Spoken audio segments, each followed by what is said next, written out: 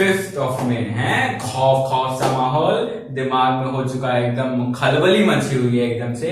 क्या होगा, कैसा जाने वाला है पेपर, मेरा सिलेक्शन होगा कि नहीं होगा, सीट मिलेगी कि नहीं मिलेगी, पता है यही सोच सोच के ना सारी की सारी गड़बड़ी का जड़ यही पर्टिकुलर चीज है।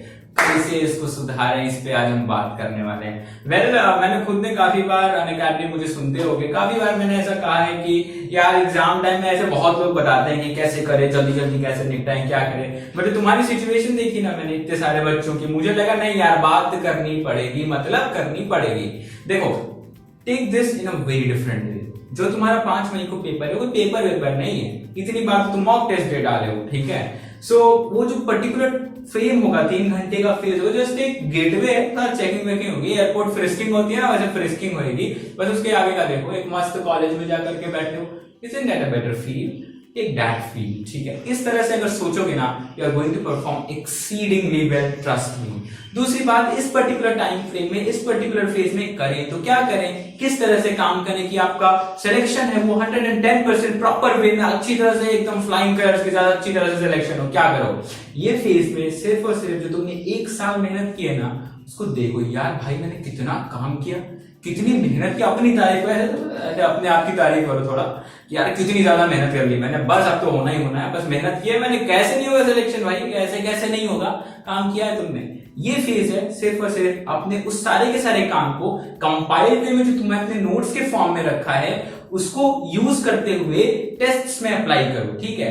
यार कोई बंदा जो धोनी भाई साहब है ना अपने एकदम चेन्नई सुपर किंग मस्त, जो इतना अच्छा स्कोर वगैरह कर रहे हैं, उसके पहले कितनी बार वो नेट प्रैक्टिस करते हैं, कितनी बार practice, that is the thing that is important. ये फेज सिर्फ और सिर्फ पेपर करो, सिर्फ और सिर्फ पेपर करो। अगर तुमको कुछ मिस्टेक्स आइडेंटिफाई हो रही है कि हाँ मेरा ये पर्टिकुलर कंसेप्ट वीक जा रहा है या इसमें ऐसा इश्यू आ रहा है, तो उस पर्टिकुलर कंसेप्ट को ही सिर्फ पूरे चैप्टर में से उठा करके देखो।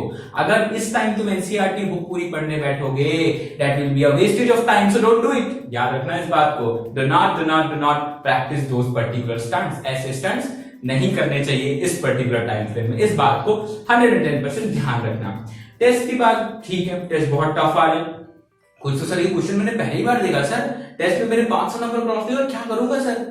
ये सोचने वाले लोग ना यार पहली बैटल हार जाते हैं, सही बता रहा हूँ। ये जंग है, ठीक है, this is a mental game, सीधी सी बात बता रहा हूँ। अपने यहाँ यार इंडिया में इतनी सारी जनता, उसको डालना है कॉलेज में, तो ये ब्रेन गेम्स तो खेलने पड़ेंगे ना नीट वालों को, तो बस खिलवा रहे तुमको, कोचिंग वालों को भी खिलवाने पड़ेंगे, तो खिलवा रहे। खेलो तुम स्मार्टली खेलो, जो स्मार्टली खेल गया ना वो एकदम मस्त रेस को जीत जाए, रेस ही तो है सीधी सी बात। तो कैसे खेलो स्मार्टली, किसी भी पेपर के मार्क्स से तुमको घंटा फर्क नहीं पड़ना चाहिए, कोई मतलब ही नहीं भाई मार्क्स इतने आ रहे, तुम्हारा मतलब किस चीज से है, how you are analysing that particular paper. Paper हो गया भूल जाओ, आंसर की मिला गंदा गंदा गंदा, अच्छा हटाओ, दोनों ही लोग हटाओ, सब कुछ हटाओ। मुझे क्या करना है, फिर से क्वेश्चन पेपर उठाना है। भले 3 घंटे का पेपर में तुम्हारे गंदे नंबर है, उस 3 घंटे के पेपर की 5 घंटे बैठ के एनालिसिस करो और ये देखो कि तुम्हारी गलतियां कहां हुई, उसको कैसे तुम इंप्रूव कर सकते हो, और वो गलतियां आगे किसी आने वाले टेस्ट में रिपीट ना हो। अगर तुम इतनी चीज को अचीव कर पाए हो ना, ट्रस्ट मी, अगर तुम ये पर्टिकुलर जो भी दिन बचे हैं, इतने दिन में डेली 1 टेस्ट भी दे रहे हो ना, तुम उस नीट में होने वाले एग्जाम में 125% एक्सीलेंट परफॉर्म करोगे, सच्ची बता रहा हूँ ये बात। क्योंकि नीट का जो पेपर है ना, जो अभी भी तुम कोई भी टेस्ट दे रहे हो किसी भी कोचिंग में, उसका 1/5 डिफिकल्टी लेवल होता है, कि बहुत आसान होता है कंपैरेटिवली। यहां तुमको प्रिपेयर कराया जाता है टफेस्ट ऑफ द टफेस्ट। अभी एनआईटी ओवेटर्स में जो तुम टेस्ट सीरीज देते हो वो तुमको टफेस्ट ऑफ टफेस्ट के लिए प्रिपेयर करा रहे हैं, कि मान लो पेपर ऐसा आ गया कि बस एग्जाम में बैठ के बच्चे पेपर देख के बेहोश हो रहे, तो तुम क्या करोगे उस टाइम में, बाकी बेहोश हो रहे होंगे मगर तुम कर रहे होगे, स्ट्रगल कर रहे होगे, करोगे कुछ तो करोगे, इसलिए तुमको ऐसे पेपर्स का सिस्टम के अंदर डाला जा रहा है, यही एक रीजन है। तो मेन बात मुझे इतनी बार बताई, तुमको एनालाइज करो और जंग को ना बिफोर जंग मत हारो मेंटल गेम्स के थ्रू, ठीक है, सीधी सी बात। You have prepared exceedingly well, 1 साल तुमने मेहनत की, वेस्ट जाने दोगे क्या ये 1 महीने का बेमतलब का डिमोटिवेशन देख के वेस्ट जाने दोगे? नहीं जाने देना, बिल्कुल नहीं। जो तुमने किया उस पर फोकस करो। हाँ पता है मुझे लोड पड़ता है यार, उस बंदी के 700 नंबर आ गए एक टेस्ट में, मेरे 400 भी नहीं आए, मैं क्या करूं, मेरा तो सिलेक्शन ही नहीं होना, खत्म बात, वहीं पे जिंदगी खत्म। ऐसा है क्या? नहीं हो सकता है 700 वाली बंदी बंदा स्लैश जो भी हो वो 400 पे अगले टेस्ट में गिर जाओ और तुम अपने 300 नंबर से 400 पहुंच जाओ। प्रोग्रेस को देखो, कंपीट विद योरसेल्फ, ठीक है।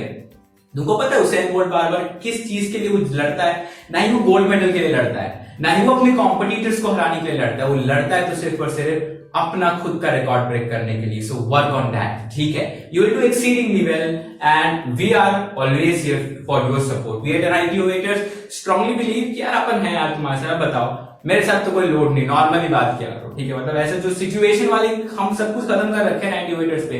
You can personally interact with anyone you want to, कोई भी इश्यू है बताओ, बस लोड मत लो। एक ही हम्बल प्यारी सी नन्ही सी मुन्नी सी छोटी सी रिक्वेस्ट है, लोड मत लो, ठीक है? ध्यान रखना। Thank you so much for listening. बाकी keep giving test, keep practicing, wish you very happy learning, stay tuned, जय हिंद, टाटा, बाय बाय।